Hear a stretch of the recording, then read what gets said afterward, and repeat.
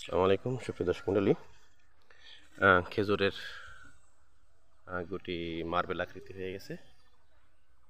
এখন খেজুরের পরিচর্যা হলো, এই খেজুরের গোড়াতে এক ধরনের পোকার আক্রমণ হয়, যেটা আক্রমণ করলে খেজুরটা ঝরে যায়, অনেক সময় ফলটা বাঁকা হয়ে যায়।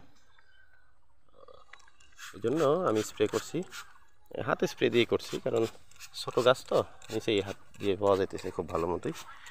এই জন্যে আমি এখানে আসলে কী কী স্প্রে করলাম এটা আপনাদেরকে জানাবো। যারা খেজুর চাষি ভাই আছেন, নতুন যারা, বিশেষ করে পুরাতন যারা আছেন তারা তো অনেক অভিজ্ঞ, নতুন যারা আছেন তারা এরকম পরামর্শ বা খেজুর চাষের খুঁটিনাটি বিষয়ে জানার জন্যে চ্যানেলটি সাবস্ক্রাইব করে সাথে থাকতে পারেন এবং চারার জন্য যোগাযোগ করতে পারেন আপনারা। এখন আসলে আমি আপনাদেরকে বলি এখানে কী স্প্রে করছি। আমি আসলে এখানে স্প্রে করছি আমি হলো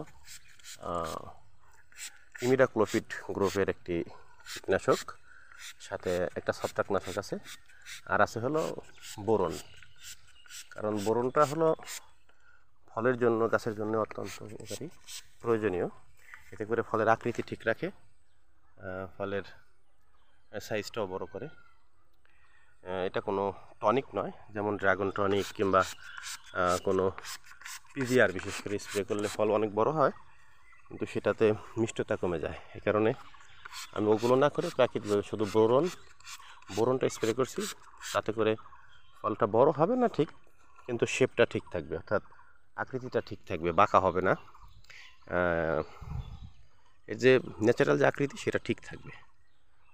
তো ধন্যবাদ সবাইকে। এরকম সব ভিডিও পাওয়ার জন্য চ্যানেলটি সাবস্ক্রাইব করুন এবং সাথেই থাকুন। দেখুন এই গাছটাতে 5টি বাঁধা আছে, খেজুরগুলো অনেক সুন্দর মার্বেল আকৃতি হয়ে গেছে। ধন্যবাদ সবাইকে। আসসালামু আলাইকুম।